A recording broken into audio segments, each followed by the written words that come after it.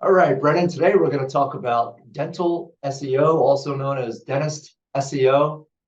Why don't you just give us a little overview? If someone asks you, what is dentist SEO, how would you describe it?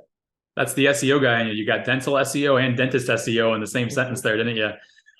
Mike, dental SEO is not all that different than SEO for any type of business, really. I think where it becomes nuanced is in working with an SEO company that has experience, particularly with dentists and what they do and knows how to write and structure their content and information on their website around their different practice areas. So just like anything, when you have someone that can specialize or that has experience in a particular area, you're going to get better results because they've done it before. And so we've worked with countless dentists all throughout the country on helping them in all sorts of different areas: preventative dentistry, cosmetic dentistry, orthodontics, kind of all the different areas of dentistry, and getting them ranked for different keywords. Yeah, you and I have worked on some dentist websites in the past, and we've done SEO with them in the past, and we're getting great results. We've seen great results. And, when it comes to finding a dentist, a lot of people turn to Google. They might have an issue with their current dentist, they're retiring, they're moving, whatever it may be. And they jump on old Google and they say, hey, who's the dentist in my area? And they're jumping on there, they're reading the reviews, they're looking to see who comes up first. So it's important that your dental practice ranks on the first page of Google. Well, you kind of jumped ahead of my next question, which is, why is local SEO so important for dentists? And I think you just answered it. Maybe you could elaborate a little more. Yeah, it's super important. People use Google obviously to find businesses all the time, and being on that first page is where you have to be. Really, you want to be in the top 3 results is where the majority of the clicks are going to go. And so doing local SEO, we typically do 2 different things, Mike. We work both on their Google My Business page to get them ranked in the 3 results that show up on the map. And then we also work to get their website to show up as well. Sometimes we can actually get their website to show up above the map results if we're really lucky. Otherwise, we try to get them to be one of the first 2 websites that show up right below the maps. And again, the vast majority of people are clicking on those first 3 results. So if you're not ranking on the first page and towards the top of the first page, you may as well not be found at all.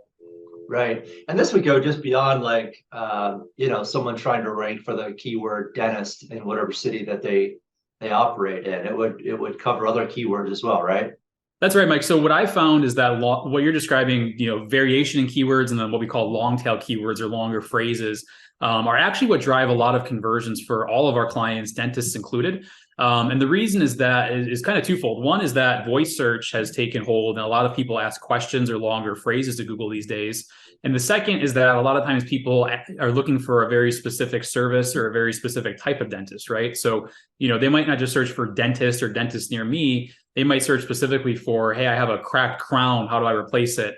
Or I'm looking to straighten my teeth, who's the best dentist in my area that offers Invisalign, right? And so it's important that not only do we rank for those broad keywords of dentists and dentistry, but also all of the sub services and sub areas that they offer. Yeah, I would imagine that those sub services, like you said, could convert at a higher rate because they are so specific. They do, and as most dentists know, they make a lot of their money off those sub-services, not just the routine dentistry. So, teeth whitening, bleaching, cosmetic dentistry, retainers, things like that. Ask any dentist; they'll tell you that's where they make a lot of their money. So, we try to focus not only on getting them people in the door and getting feet in the door, but really focus on those keywords that can make them more money for their practice. So you mentioned in the opening that SEO is SEO. What are some of the nuances? I mean, does it get down to like what directories that you're in, or what would you do different for a dentist than you would for a plastic surgeon, for example? Yeah, the big thing, Mike, there's 2 big things. One is relevance. So you just hit the nail on the head. So when we're building links, when we're doing work, we're going to try to get links from dental directories, from things that are dentist related. If it was a plastic surgeon, it might be a plastic surgeon directory or a website that evaluates plastic surgeons. So we have, since we work with dentists, we have lists of specialized sites and directories that we can get them listed on. And that relevance plays a big role in how Google evaluates the website. And the second part of it is kind of what I mentioned earlier, is just having the experience to even be able to talk about it. So, we have writers that have written about dentistry. I've had dentists and hygienists say, hey, it looks like this was written by a dentist who actually wrote this. So, we know the industry and we know how to speak the lingo, so we can actually produce content and information that ranks well. One of the interesting stories is sometimes like a dentist will contact me and they'll be like, hey, I want to rank for veneers Boston, because that's a big moneymaker for me. Sure. And then we go and take a look at their site, and the word veneers is nowhere on their site. Nowhere on the site, right? They don't even have a page for it. That happens all the time. And, the big thing, Mike, is that whoever built your website is a web designer. That's what they do by trade, right? That doesn't mean that they know SEO. And so a lot of times we see dentists come to us and they'll say exactly that. And our answer is that, hey, you don't even have a page for this. So your site isn't even indexed on Google sometimes, So that doesn't mean that their web designer is a bad person. It just means that they don't specialize in SEO. So that's when dentists kind of come to us and they say, hey, how do we get more feet in the door? How do we make more money for our business? And us having the experience doing dental SEO, we can get a good plan together for them. So if a dentist comes to you and says, okay, I'm in, I want to do SEO, how long does it take? How do you answer that?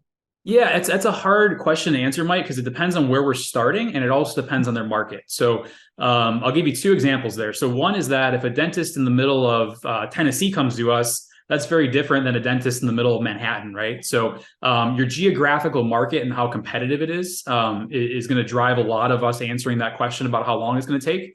The second part of it is, where are we starting? Are you starting where you're already on the second page and you guys got stuck and we just need to get you to page one? Or, are we starting where you barely have a website and you don't rank for any keywords? So the general answer, Mike, to give you an answer to that question is, best case scenario, I would say maybe 3 months. Worst case scenario, maybe even upwards of 7, 8, 9 months to a year. The average is usually somewhere around 6 months. After 6 months, we're seeing pretty good results typically.